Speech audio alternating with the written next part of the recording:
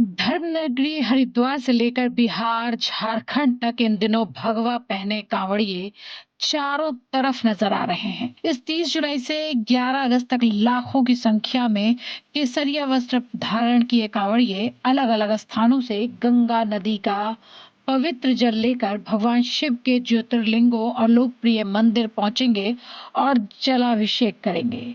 इस बार भगवान शिव को मनाने निकले भक्तों ने भक्ति की ऐसी तस्वीरें बना दी हैं जिन्हें देखकर लोग अपनी आंखों पर यकीन नहीं कर पा रहे। क्या आपने ऐसी कांवड़ कभी देखी है? कोई सोना पहना कर निकला तो कोई माँ को कंधों पर बैठाकर, तो कोई हाथों के बल भगवान के दरबार पहुंच रहा है। भगवान शिव को मनाने का एक ही तरीका नहीं है। यही वजह है कि सावन में कांवड़ यात्रा सिर्फ यात्रा नहीं, भारत की आस्था का सबसे रंगीन उत्सव बन जाती है।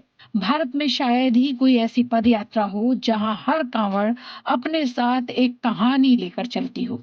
ये है भगवान शिव के वो भक्त जिन्होंने इस सावन कांवड़ यात्रा को आस्था का सबसे रंगीन उत्सव बना दिया है।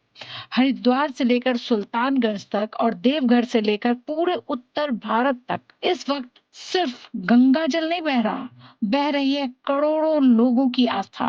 कहते हैं भगवान भोलेनाथ को एक लोटा जल भी प्रसन्न कर देता है, लेकिन जब भक्ति संकल्प बन जाए तो कोई सैकड़ों किलोमीटर पैदल चलता है, तो कोई नंगे पैर, कोई दौड़ते हुए, तो कोई अपनी पूरी जिंदगी की कहानी कांवड़ में समेट कर निकल पड़ता है।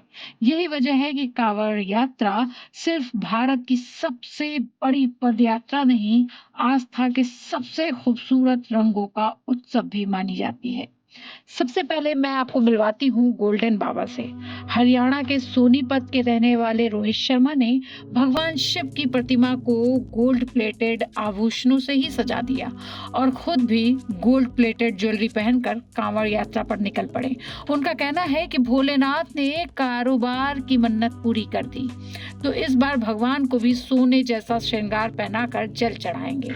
लेकिन हर भक्ति सोने से नहीं तौली जाती।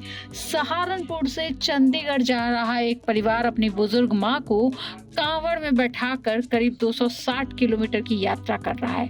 कभी बेटा, कभी बहू, तो कभी पोता।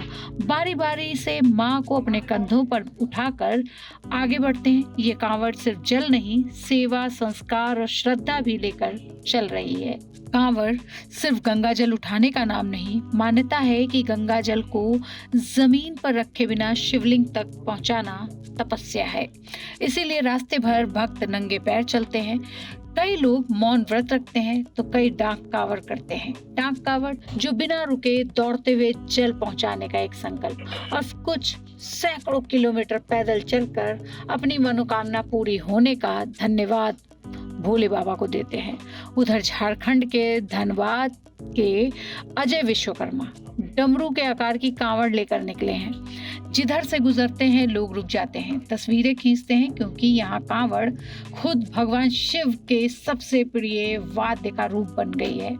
और अब देखिए आस्था की सबसे कठिन तस्वीर।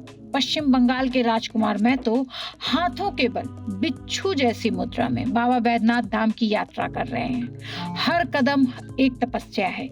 उधर बुलंदशहर से आई एक कांवड़ भी चर्चा में है। इस कांवड़ में प्रधानमंत्री नरेंद्र मोदी और मुख्यमंत्री योगी आदित्यनाथ की तस्वीरें लगी हैं। श्रद्धालुओं का कहना है कि वे दोनों नेताओं की सफलता की कामना करते हुए गंगा जल लेकर लौट रहे हैं। वहीं संभल की तमन्ना मलिक भी एक बार फिर चर्चा में है। हालांकि इस बार उनकी यात्रा से पहले प्रशासन ने उन्हें नोटिस जारी किया है। वो बुरके में ही कांवड़ यात्रा करना चाहती हैं। लेकिन इन सब के बीच एक बात सबसे खास है, हर कांवड़ अलग है, हर रास्ता अलग है, हर मन्नत अलग है, लेकिन मंजिल सिर्फ एक है, भोलेनाथ। तभी तो तमन्ना मलिक एक बार फिर बुर्का पहनकर कांवड़ के लिए निकल रही हैं। यही वजह है कि हर की पौड़ी पर उत्तराखंड सरकार हेलीकॉप्टर से फूल बरसा रही है। सीएम खुद कांवड़ियों की सेवा कर रहे हैं। यूपी के सीएम खुद कांवड़ व्यवस्था पर नजर बनाए हुए हैं। किसी ने सोना पहनाया है, किसी ने माँ की सेवा को पूजा बना दिया, किसी ने डमरू को कांवड़ बना दिया, तो कोई अपने हाथों के बल चल पड़ा। यही तो भारत है, जहां आस्था हर साल एक नया रंग पहनकर निकलती है। और शायद इसीलिए कांवड़ यात्रा सिर्फ यात्रा नहीं, भारत की आस्था का सबसे जीवंत, सबसे विशाल और सबसे रंगीन उत्सव बन चुकी है।